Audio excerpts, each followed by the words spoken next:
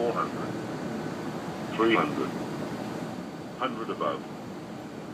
Shortly after landing in Frankfurt, we pick up the rental car and get ready for our camping trip.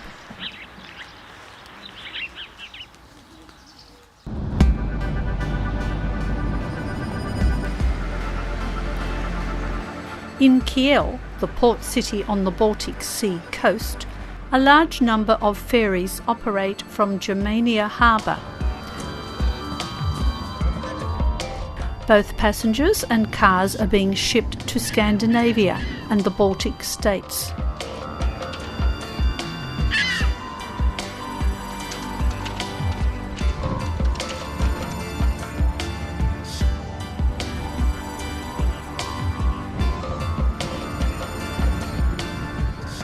It is lunchtime and everybody savours some tasty German sausages.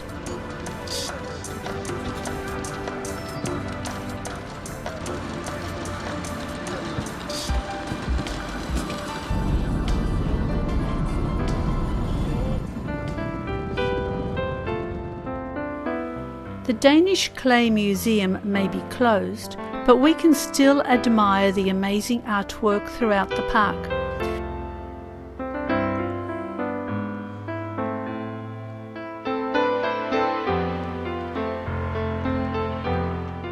As a potter, I am in awe about the size of the kiln used to fire the massive pieces.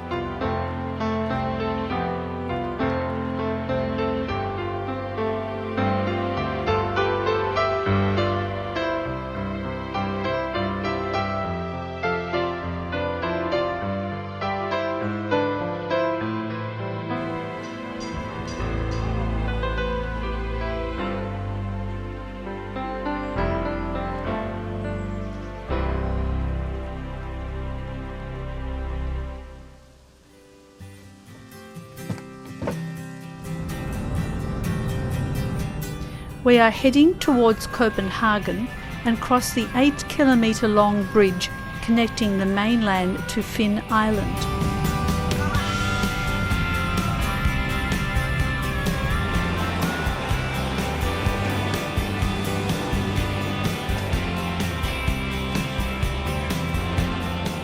Young and old enjoy a visit to Tivoli Gardens and its attractions. It is one of the oldest amusement parks in the world.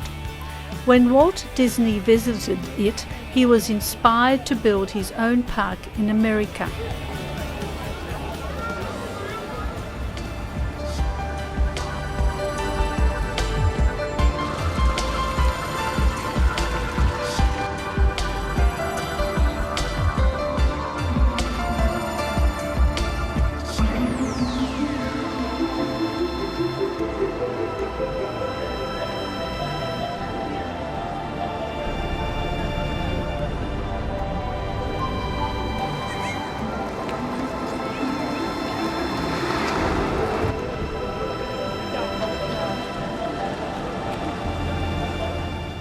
Even on the water, rubbish collectors are at work.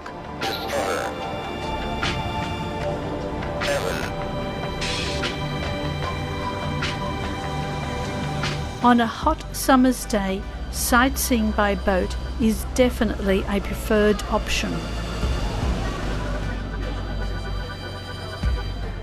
On the foreshore, a large variety of buildings, both historical and modern, can be admired.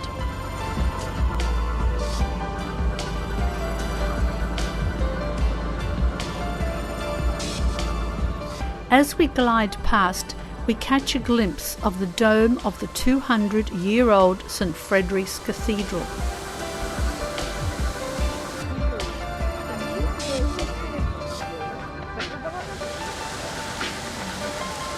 The figure of the Norse goddess Gefjon crowns a fountain donated by Carlton Breweries in 1900.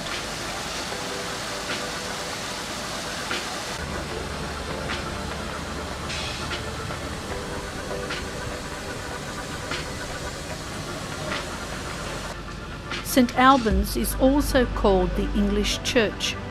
It was built to accommodate a growing English congregation.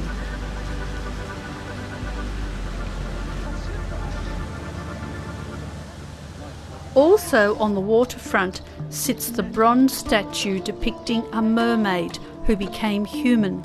It may be the smallest, but nevertheless the most visited tourist attraction in town.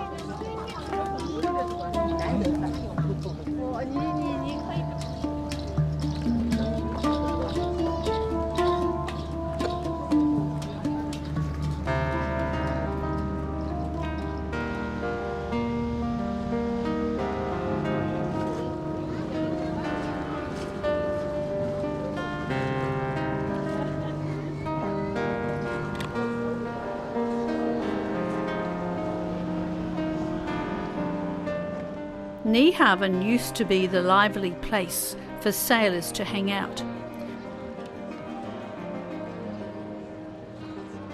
Nowadays, both visitors and locals alike enjoy the picturesque harbour with its row of colourful 17th century buildings.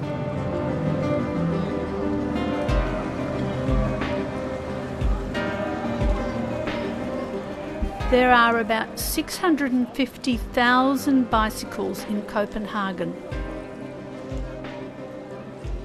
As a matter of fact, there are more bikes than people in the city.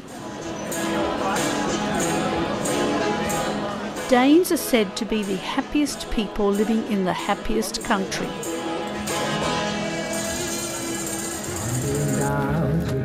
Nearly 10% of Denmark's population are migrants from all over the world. The festival we come across is organised by and for Thai immigrants. A large variety of tasty Thai dishes can be had.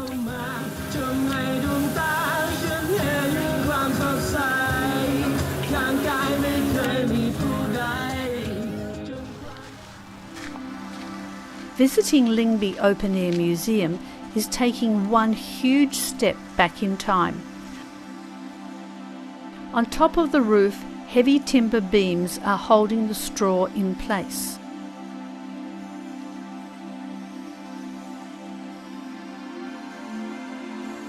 A multitude of buildings from all over the country have been brought here and are lovingly restored.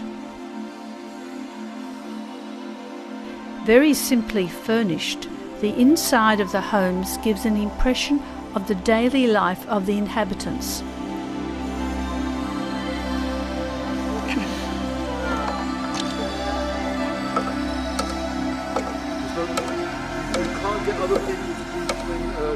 Visitors enjoy getting hands-on experience supervised by tradesmen.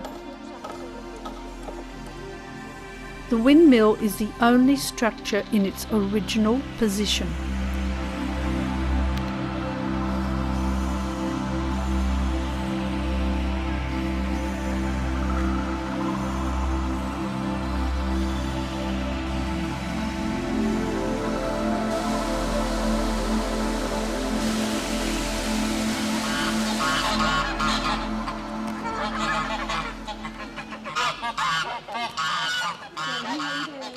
Repairs have to be carried out using traditional methods.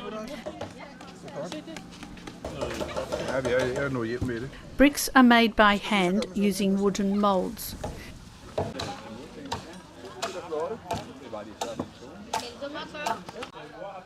The almost lost art of shaping timber with an axe is upheld by these two young carpenters.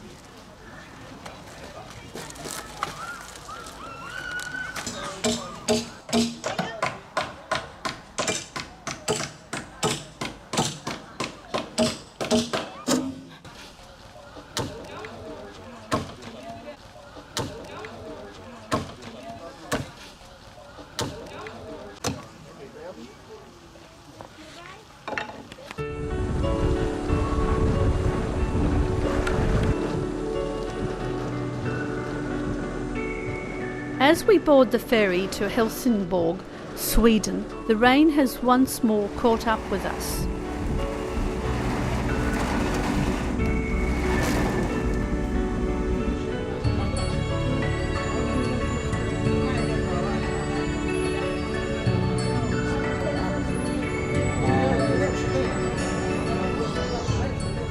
crossing is very short, but we enjoy the break from driving.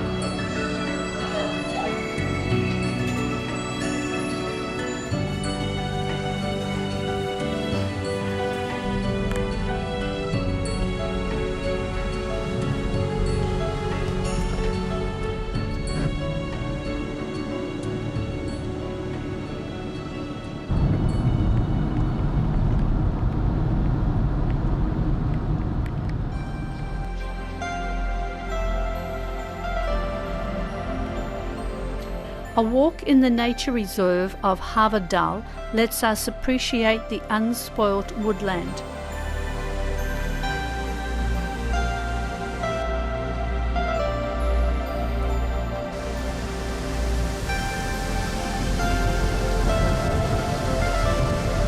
Pine trees have been twisted into unusual shapes by decades of the strong and prevailing winds blowing in from the ocean.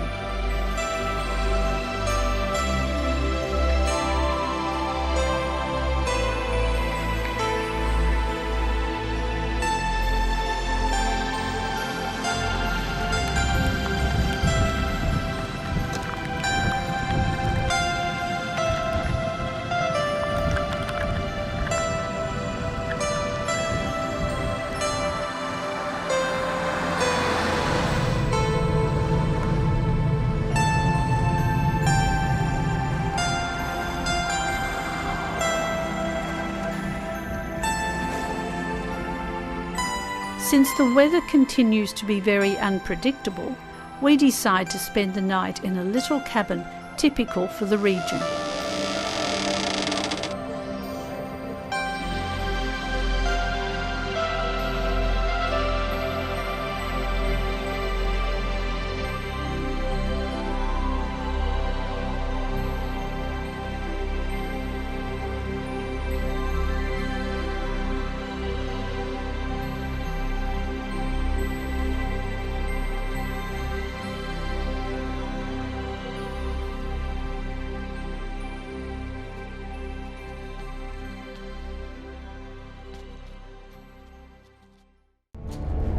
As we drive through endless forests, we realise that timber is plentiful in Sweden.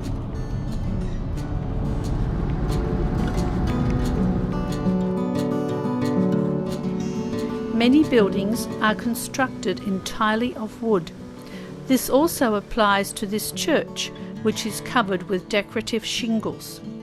A storage facility for grain, plus other outbuildings, have been treated in the same manner.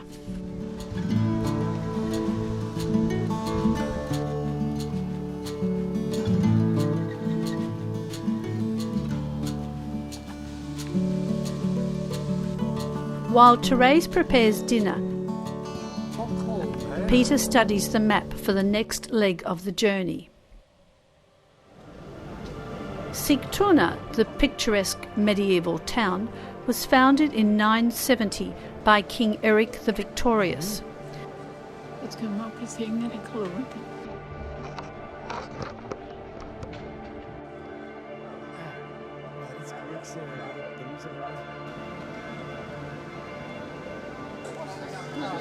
The basic layout of the main street remains the same as when it was first built.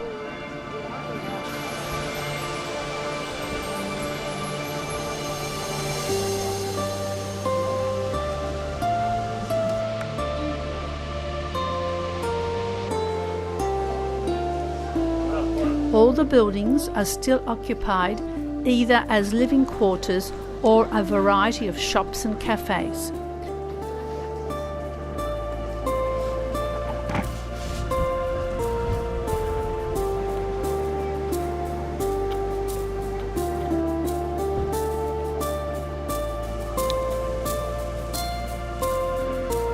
The place is close enough to Stockholm for an easy weekend outing.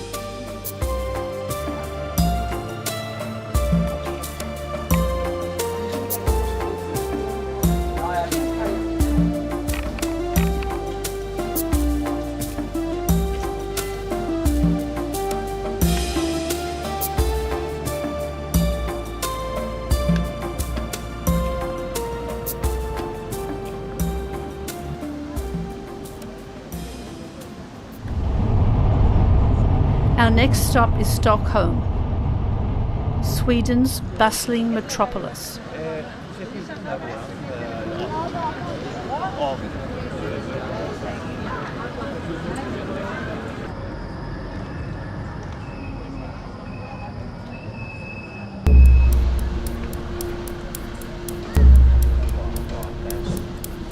A specially constructed and climate-controlled building houses the Vasa ship.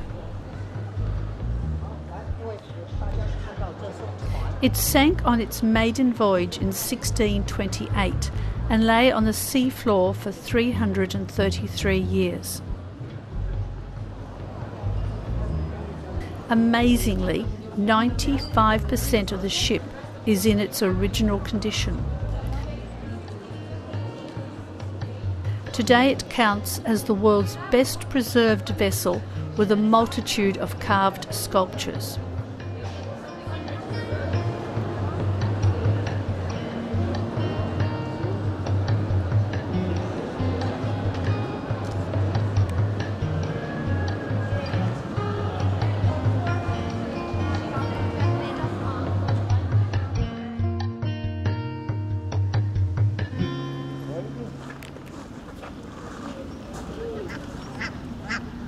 Canada geese are an introduced species and considered by many as a pest.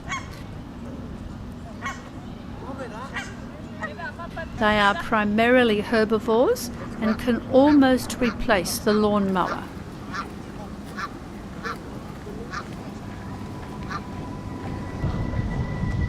Europe's most charming city is often referred to as the Venice of the North.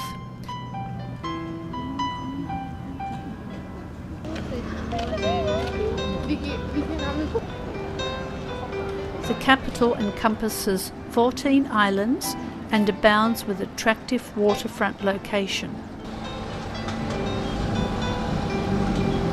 At Gröna Lund, the local amusement park, the rides are definitely not for the faint-hearted.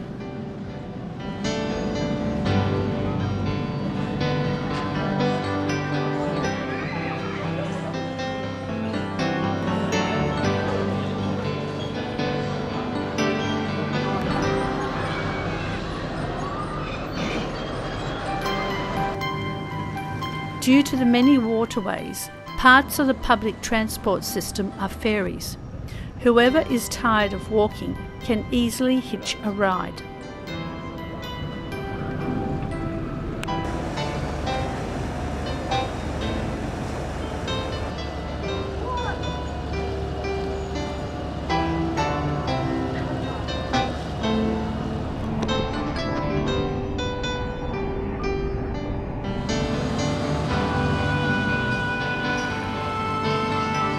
Historic bronze statues grace many of the public spaces.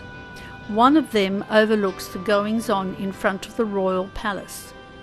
A guard is stationed around the clock in front of the official residence of the Swedish monarch.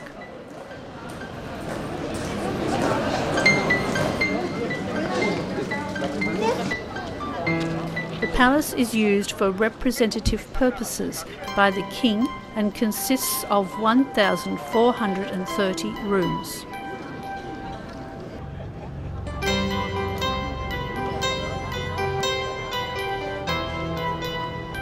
Whimsical and colourful buildings enchant any visitor to Gamla Stan, the old part of town.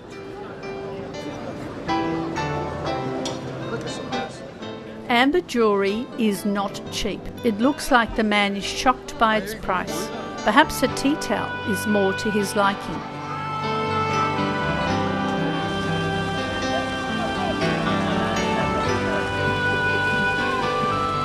Preparations are in full swing for the summer festival. The warm season is short and merits to be celebrated.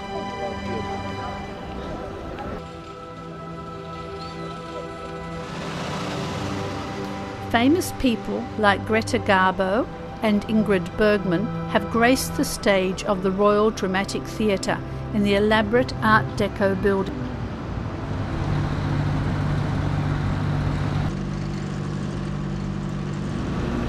The ferry ride from Kapellskär in Sweden to Paldiski in the Baltics takes about 9 hours.